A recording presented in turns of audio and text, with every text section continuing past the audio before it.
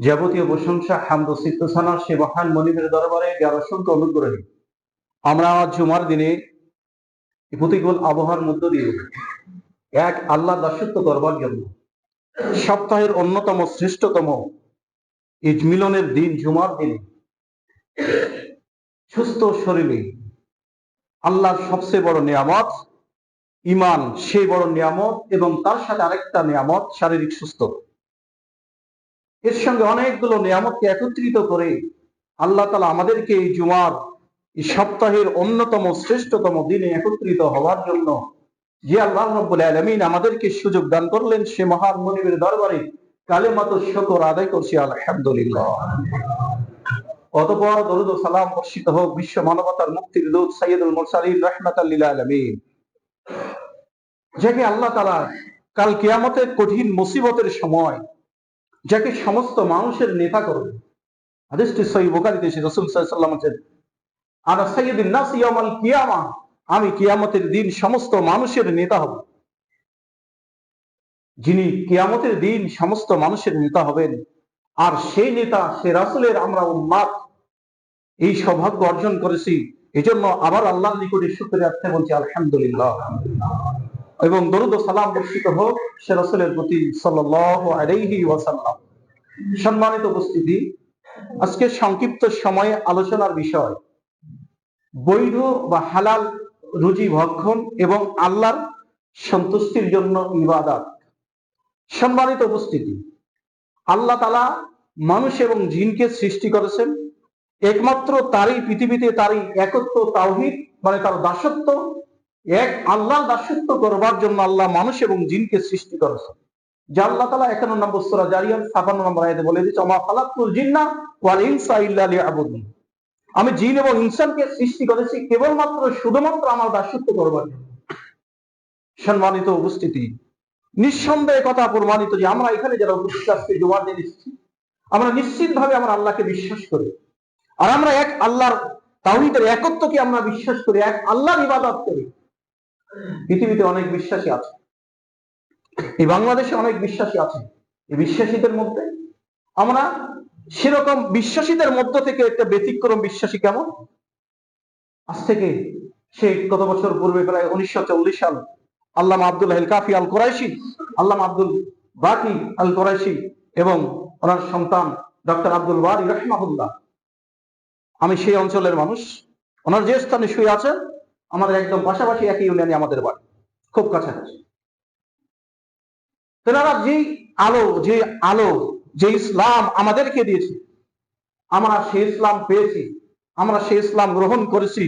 এই জন্য অন্য মুসলিমদের থেকে আমরা জন্মসূত্রে আহলুল হাদিস, মানে কোরআন এবং সুন্নাহর অনুসারী। সম্মানিত উপস্থিতি, আসুন, আল্লাহ তাআলা আপনাকে আমাকে আল্লাহর ইবাদতের জন্য সৃষ্টি করেছেন। আর এই মানুষ এবং ইনসানকে, মানুষকে সৃষ্টি করে আল্লাহ পৃথিবীতে এমনিতে ছেড়ে দেননি, বরং যুগে যুগে আল্লাহ তাআলার নবী এবং রাসূলদেরকে, কাউকে আল্লাহ তাআলার রিসালাতের, আল্লাহ তাআলার পক্ষ থেকে আল্লাহর ওহীকে মানুষের নিকটে, জনগণের সাধারণ আমজনতার কাছে পৌঁছে দেওয়ার জন্য বিশেষভাবে কাউকে আল্লাহ তাআলা নির্বাচন করেছিলেন। তাদেরকে নবী এবং রাসূল বলা হয়।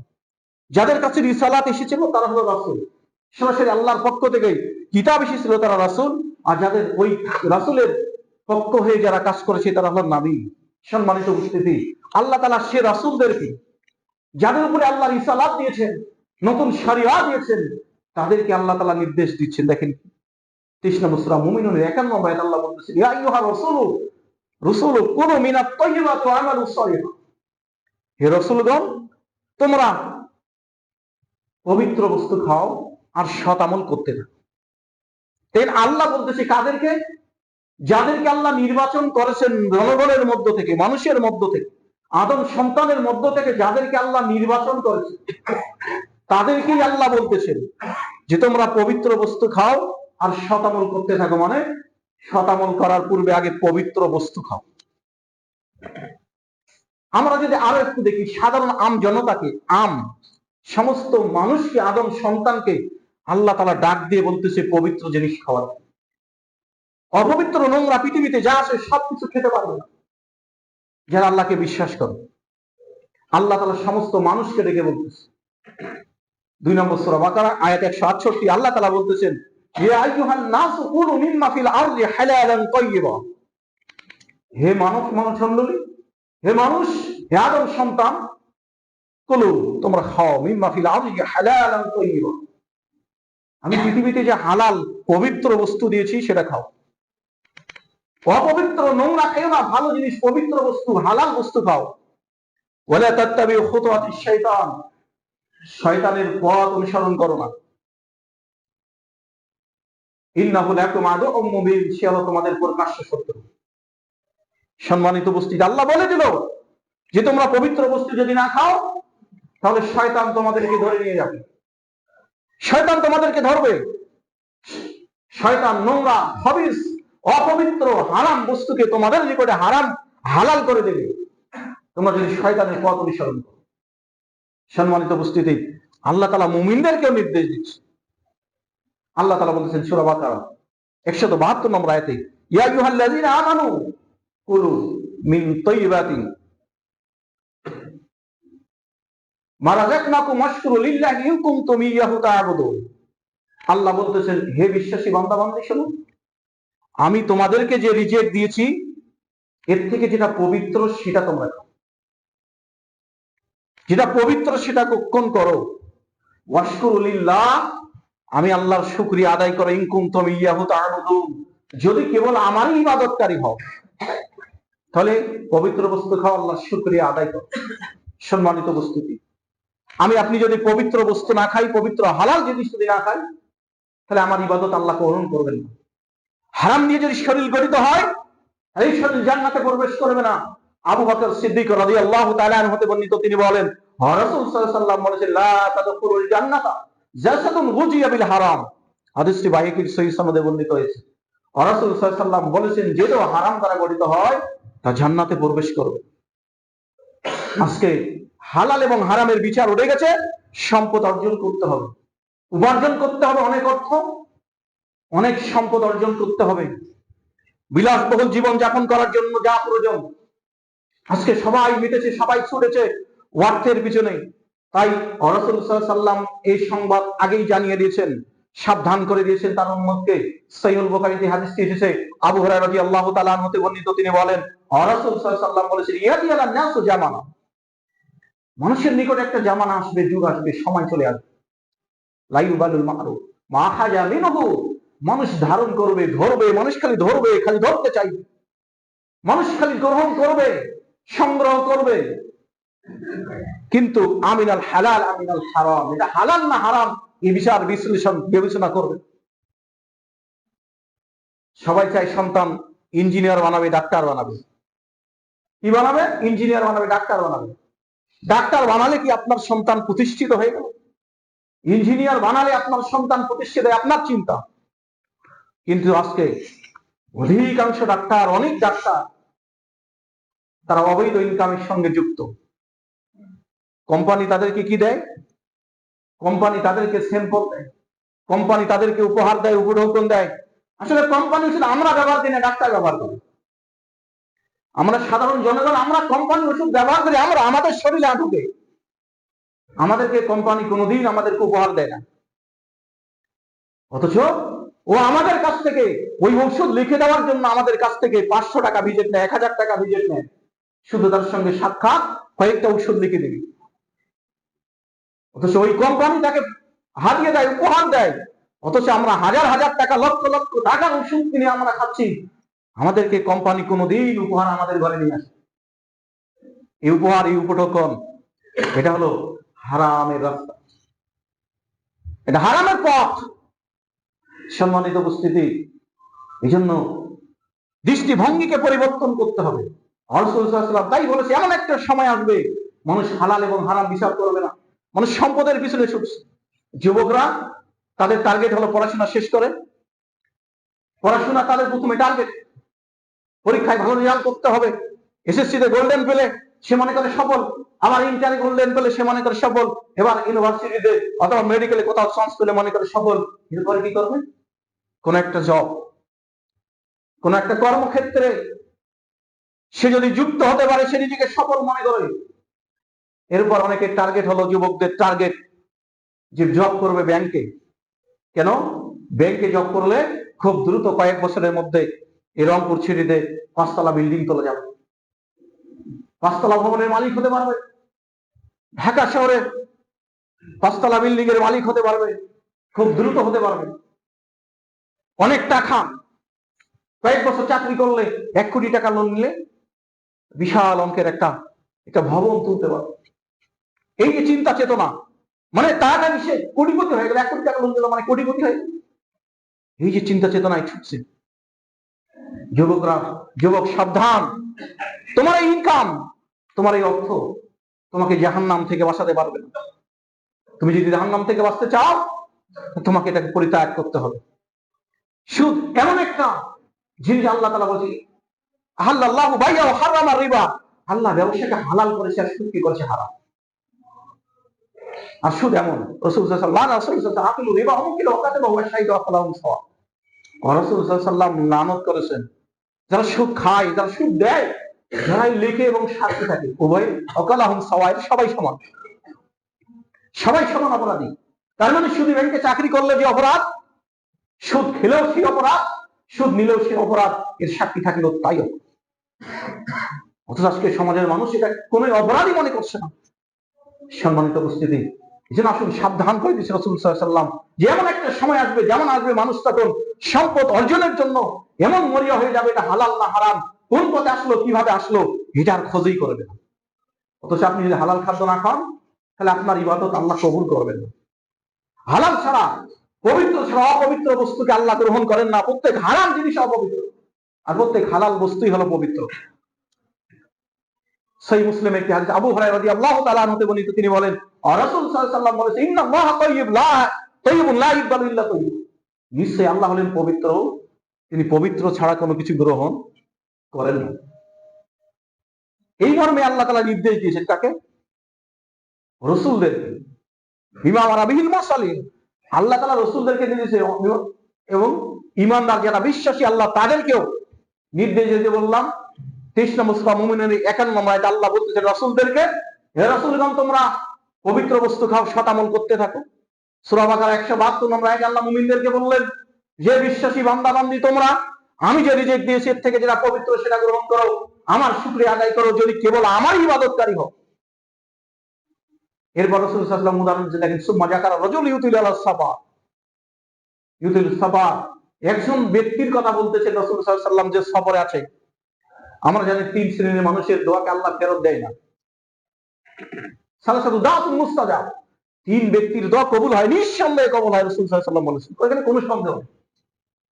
দাওয়াতুল মাজলুম, একজন হলো অত্যাচারিত ব্যক্তির দোয়া, যিনি নির্যাতিত নিষ্পেষিত, যে মাজলুম, যাকে অত্যাচার করা হয়েছে বিনা অপরাধে, সে যদি আল্লাহর নিকটে প্রার্থনা করে, এখানে কোনো পর্দা থাকে না, এখানে কোনো মাধ্যমের প্রয়োজন নেই, আল্লাহ সরাসরি গ্রহণ করে না। দাওয়াতুল মাজলুম, দাওয়াতুল মুসাফির, মুসাফির ব্যক্তির দোয়া।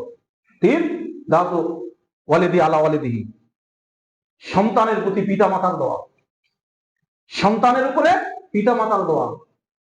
এই জন্য যারা পিতা আছেন, যারা মাতা আছেন, আমি অনুরোধ করব সন্তানকে কখনো বদদোয়া করবেন না।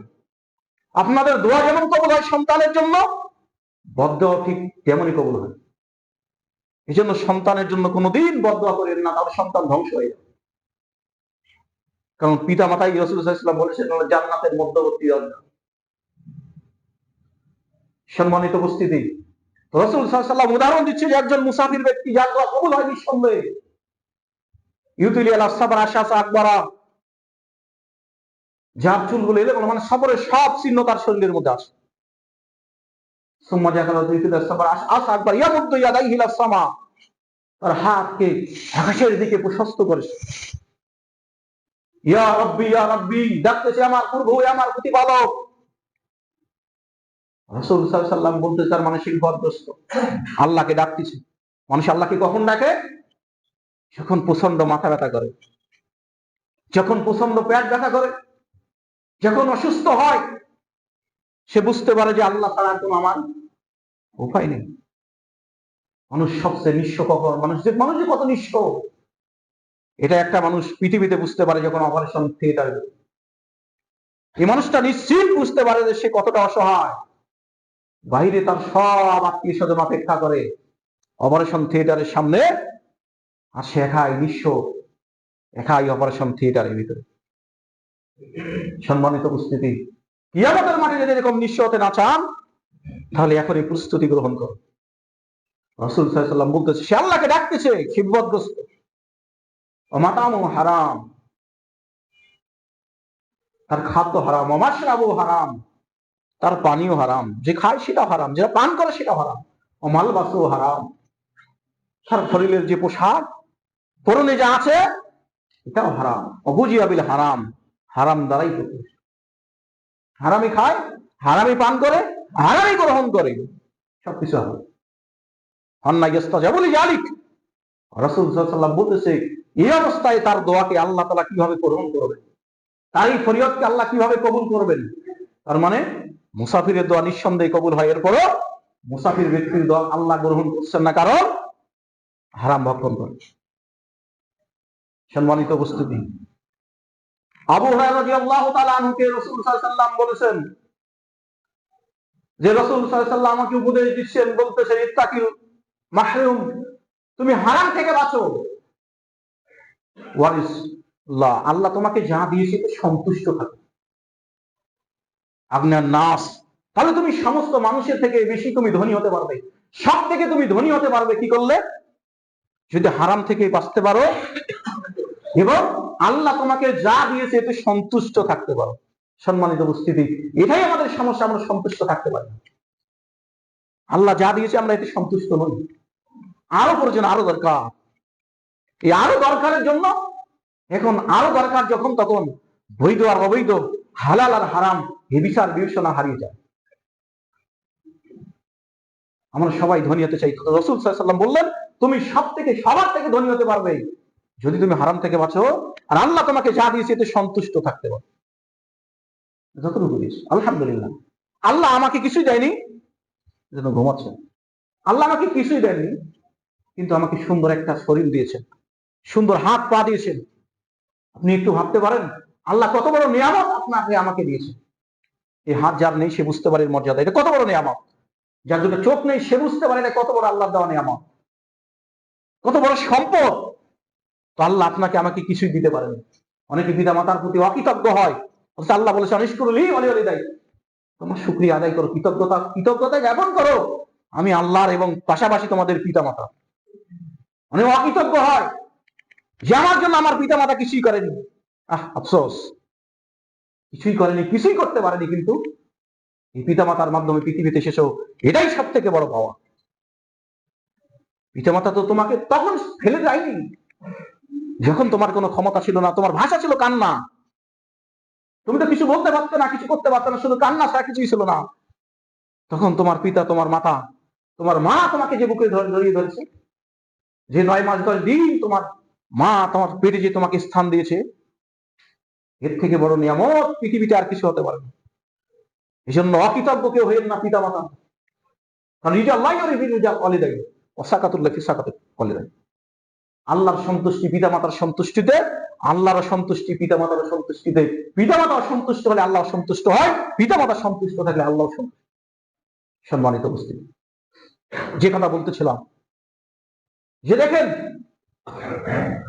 যে রাসূলুল্লাহ সাল্লাল্লাহু আলাইহি ওয়াসাল্লাম কি বললেন, উদাহরণ দিলেন যে যদি একজন মুসাফিরের দোয়া কবুল হয়, হারাম ভক্ষণ করার কারণে তার দোয়া কবুল হচ্ছে না। সম্মানিত উপস্থিতি, আসুন আবু হুরায়রা রাদিয়াল্লাহু নুমান বিন বাশির রাদিয়াল্লাহু তাআলা আনহু হতে বর্ণিত, তিনি বলেন, রাসূল সাল্লাল্লাহু আলাইহি ওয়াসাল্লাম বলেছেন, হালালু বাইয়িন ওয়াল হারামু বাইয়িন ওয়া বাইনাহুমা মুশতাবিহাত।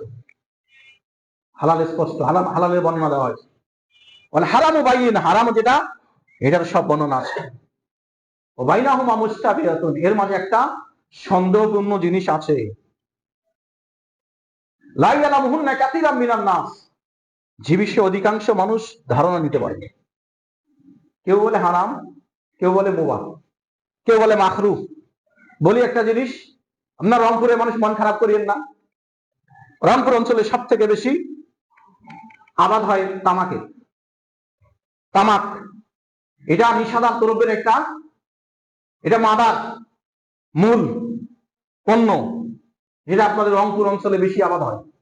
রংপুর থেকে বের হয়ে যখন বাসে উঠবো, বাস দিয়ে যখন যাবো, যতদূর রাস্তার পাশে যাওয়া যায়, ডানে বামে সব দিকে তাকাবেন, শুধু তামাক আর তামাক।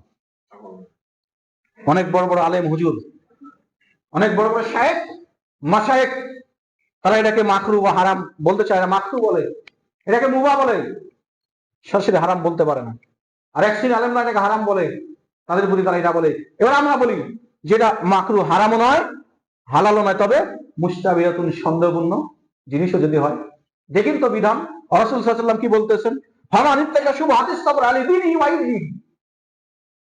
যে ব্যক্তি সন্দেহপূর্ণ জিনিসকে পরিত্যাগ করলো, সে তার দ্বীন এবং ইজ্জতকে আবুল, সে তার আত্মমর্যাদাকে ঠিক রাখলো।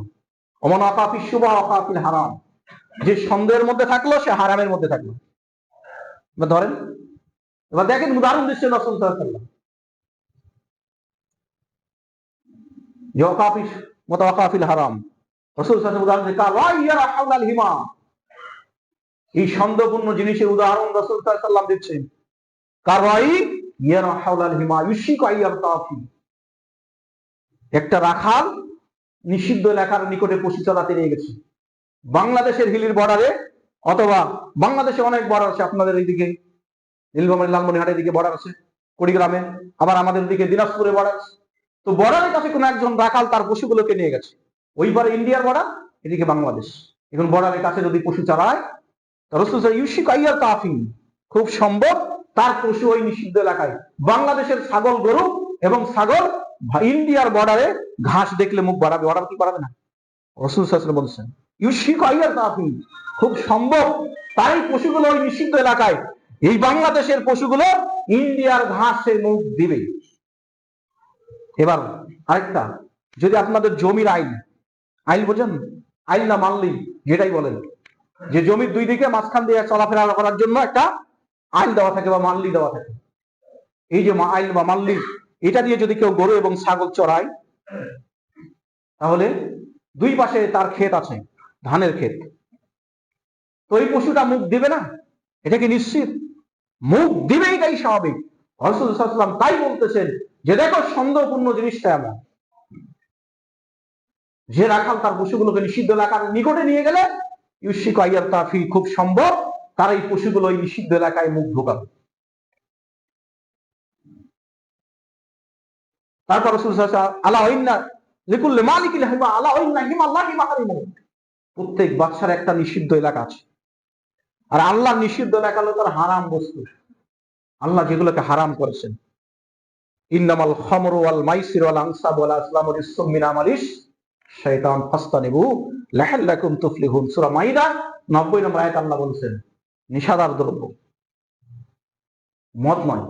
খমরের অর্থ মদ যারা বলে এটা ভুল, খমরের অর্থ মদ নয়, এটা হলো নিষাদার দ্রব্য। খমর মানে আচ্ছাদিত করা, আবরণ ফেলা, বিবেককে নষ্ট করে দেওয়া, যেটা খেলে মানুষের বিবেকের বিকৃতি ঘটে যায়, মানুষের সেন্স নষ্ট হয়ে যায়, আকল কাজ করে না, এটার নাম, প্রত্যেকটার নামই হল খমর। তো নিশ্চয়ই খমর, ওয়াল মাইসির ওয়াল আনসাব ওয়াল আজলাম, ভাগ্য নির্ধারক স্বর, মূর্তি, এগুলো সব শয়তানের কাজ, লটারি হয় না, এগুলো সব শয়তানির কর্ম। ফাসতানিবু লাআল্লাকুম তুফলিহুন, যদি তোমরা বিরত থাকো তাহলে তোমার সবল কাম হবে। সম্মানিত উপস্থিতি, রাসূল সাল্লাল্লাহু আলাইহি ওয়াসাল্লাম বললেন প্রত্যেক বাদশার নিষিদ্ধ এলাকা থাকে। বাংলাদেশ সরকার নিষিদ্ধ এলাকা আছে না, ক্যান্টনমেন্টে সাধারণ প্রবেশ করতে পারে না। ইন্ডিয়াতে প্রবেশ করতে গেলে আপনার পাসপোর্ট লাগবে, ভিসা লাগবে, ভিসা ছাড়া আপনি ইন্ডিয়াতে গেলে অবৈধভাবে যাবেন, বৈধভাবে যেতে গেলে আপনার ভিসা লাগবে। আল্লাহ নিষিদ্ধ এলাকা হলো তার হারামকৃত বস্তু। আলা ইন্না ফিল জাসাদি মুজগাতান, রাসূল সাল্লাল্লাহু আলাইহি ওয়াসাল্লাম বলেন সাবধান, তোমরা জেনে রাখো, ওয়া ইন্না ফিল জাসাদি মুজগাতান, মানুষের শরীরে এমন একটা জিনিস আছে, একটা যন্ত্র, একটা অংশ আছে, ইজা সলুহাত সলুহাল জাসাদু কুল্লু, এইটা সুস্থ থাকলে, সুন্দর থাকলে সমস্ত শরীরটা, সমস্ত দেহটা, সমস্ত বডিটাই সুন্দর থাকে, সুস্থ থাকে। ওয়াইজা ফাসাদাত ফাসাদাল জাসাদু কুল্লু, আর এইটা যদি বিকৃত হয়ে যায়, নষ্ট হয়ে যায়, সমস্ত শরীর বিকৃতি হয়ে যাবে, নষ্ট হয়ে যাবে। আলা ওয়াহিয়াল কলব, এটার নাম হলো কলব, মানে অন্তর। মানুষ যখন একটা সিগারেটে টান দিবে, তার কলবের মধ্যে একটা দাগ পড়ে যাবে। এই যে আঙ্গুল দিয়ে জিহ্বা থেকে বের করে খায়, এর নাম হলো গুল। এটা যখন ওরটা টান দিয়ে এখানে লাগাবে, তার কলবের মধ্যে একটা দাগ পড়ে যাবে। মন খারাপ করিয়েন না, পরিত্যাগ করুন। যদি আপনি আল্লাহকে বিশ্বাস করেন, পরকালকে যদি বিশ্বাস করেন, মরতে হবে এটা যদি বিশ্বাস করেন, সব নেশার বস্তুকে পরিত্যাগ করুন। হালাল পবিত্র খান। আল্লাহ হালাল জিনিসের অভাব নেই পৃথিবীতে, এত হালাল বস্তু আল্লাহ দিয়েছে। আলহামদুলিল্লাহ, আলহামদুলিল্লাহ বলে শেষ করতে পারবেন না। আল্লাহ এত নিয়ামত দিয়েছেন এই মানুষকে, মানুষ তারপরও মানুষে হালাল ছেড়ে দিয়ে হারামের পিছনে মানুষ। হালাল বস্তু কত দেখেন। আগে যখন আমাদের ওদিকে বেশিরভাগ জমিতে ধানের চাষ হয়, দিনাজপুরে বেশি ধান চাষ, আমাদের জমিতে আগে 12 থেকে 14 মণ ধান হতো 1 বিঘা জমিতে, 20 কাঠা জমি। আর এখন 70 থেকে 80 মণ ধান হয়। আলহামদুলিল্লাহ, সুবহানাল্লাহ। আল্লাহ কত নিয়ামত বাড়িয়ে দিয়েছেন, আমরা সেগুলো রেখে এখানে এগুলো খেতে পাবো। 1 বিঘা জমিতে আলু কতগুলো হয়, বস্তায় বস্তা আলু হয়, কতগুলো ভুট্টা হয়, কালাই হয়, ডাল হয়, আরো কত কি, বেগুন, অনেক সবজি, অনেক খাদ্যদ্রব্য, অনেক গম হয়। উৎপাদন সবগুলোই বেড়ে গেছে। যেমন এই জনসংখ্যা পৃথিবীতে বেড়ে যাচ্ছে, এরকম উৎপাদন আল্লাহ তাআলা বাড়িয়ে দিচ্ছে। আমরা তো বিশ্বাসী, আমরা তো মুমিন, আমরা তো বিশ্বাস করি 43 অতিবাহিত হওয়ার পর মায়ের গর্ভে আল্লাহ তাআলা আমাদের তকদিরকে আবার রিনিউ করেন, আবার রিনিউ হয়ে যায়। আমি কতটুকু পৃথিবীতে রিজিক পাবো এটা নির্ধারণ হয়ে গেছে, হয়ে আছে। তাহলে আমার কেন টেনশন? আমি কেন হারাম পথে ইনকাম করব? আমি হালাল পথে ইনকাম করব। আল্লাহ আমার যতটুকু রিজিক রেখেছে আমি ততটুকু পাবো। আমি চেষ্টা করে যাব হালাল পথে, তাহলে হালাল পথে পাবো। আর আমি যদি হারাম পথে চেষ্টা করি, তাহলে আমি হারামের রাস্তা দিয়েই পাবো। যেটা নির্ধারণ আছে এটা আমি পাবো। অতএব যদি আমি আল্লাহকে বিশ্বাস করি, তাকদীরকে বিশ্বাস করি, আমি তো মুসলিম, আমি আল্লাহকে বিশ্বাস করি, তাকদীরকে বিশ্বাস করি। আল্লাহ তো রাজ্জাকুম, আল্লাহ তিনি তো রিজিক দাতা, তিনি আমার তাকদীরে যা রিজিক রেখেছেন আমি পাবো। এই জন্য সকলকে উদ্যত আহ্বান জানাচ্ছি যে আসুন সব হারাম পথ পরিত্যাগ করে হালাল পথে ইনকাম করব। আল্লাহ আমাকে শক্তি দিয়েছে, সাহস দিয়েছে, হাত পা আল্লাহ সুন্দর দিয়েছে। আমি ইনকাম করলে দিনে, দিন মজুর করলে তো 500-600 টাকা দিনে পাবো, আমার দিনে জীবন চলে যাবে। আল্লাহ হাত পা দেয়নি, তাহলে কি করবো? ভিক্ষা করে খাবো, হারাম পথে উপার্জন করবো না। আসুন সম্মানিত উপস্থিতি, আমি উদ্যত আহ্বান জানাচ্ছি হালাল পবিত্র বস্তু খেয়ে আল্লাহর ইবাদত করবো। আল্লাহ আমাকে ইবাদতের জন্য সৃষ্টি করেছে, আর এই ইবাদত আল্লাহ গ্রহণ করবেন না যদি আমি হারাম বস্তু গ্রহণ করি, হারাম যদি খাই, হারাম ভক্ষণ করি। মক্কার ইতিহাস বলছে যে মক্কার কাফিররা, কুফফাররা, যারা কাবা ঘরে 360টি মূর্তির যারা পূজা করতো এক আল্লাহকে বাদ দিয়ে, তারা যখন কাবা ঘরে তওয়াফ করতো, কাজ করতো, তখন তাদের শরীরের পোশাকগুলো খুলে রাখতো, কারণ পবিত্র স্থান, তো পবিত্রতার জন্য এই কাজ করতো। সম্মানিত উপস্থিতি, এই জন্য আল্লাহ আমাকে যা দিয়েছে এটা আমি সন্তুষ্ট থাকবো, হালাল পথে ইনকাম করব। হারাম পথের দিক থেকে ফিরে আসার জন্য সকলকে উদ্যত আহ্বান জানিয়ে আমার আজকের আলোচনা আমি এখানে শেষ করবো ইনশাআল্লাহ। আপনাদেরকে একটা মেসেজ দেই, সেটা হলো এই যে আগামী জুমা থেকে একটায় জুমার সালাত অনুষ্ঠিত হবে, আগামীকাল থেকে জোহরের সালাত একটায় অনুষ্ঠিত হবে। সম্মানিত উপস্থিতি, এতক্ষণ যে আলোচনা হল তার উপসংহার শুধু বলি এটাই যে আল্লাহ তাআলা আপনাকে আমাকে ইবাদতের জন্য সৃষ্টি করেছেন। আল্লাহ তাআলা আপনাকে আমাকে এই পৃথিবীতে যে আমাদের জীবিকা নির্বাহের জন্য রিজিক যা খাবো, এটার জন্য আল্লাহ তাআলা হালাল যেগুলো বস্তু দিয়েছে, এই হালাল বস্তুগুলোকে আমরা খাবো, ভক্ষণ করব, আল্লাহর শুকরিয়া আদায় করব। এটাই আল্লাহ তাআলা চায়। আর আমরা আল্লাহর ইবাদত করে ইহকালীন জীবনে সফলতা, পরকালীন জীবনে সফলতা অর্জন করতে পারি। আল্লাহ সকলকে কবুল করে নিক। আল্লাহুম্মা আমিন। বারাকাল্লাহু ফিল কোরআনিল আযীম ওয়া রাফানি।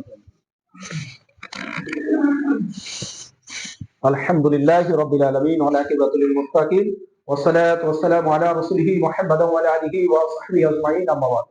আউযু বিল্লাহি মিনাশ শাইতানির রাজীম। ইন্নাল্লাহা ওয়া মালাইকাতাহু ইউসাল্লুনা আলান নবী ইয়া আইয়ুহাল্লাযীনা আমানু সাল্লু আলাইহি ওয়া সাল্লিমু তাসলিমা। সম্মানিত উপস্থিতি, এই মসজিদের, আপনাদের মসজিদের খতিব সাহেব অনেক জ্ঞানী মানুষ এবং অনেক সম্মানী মানুষ।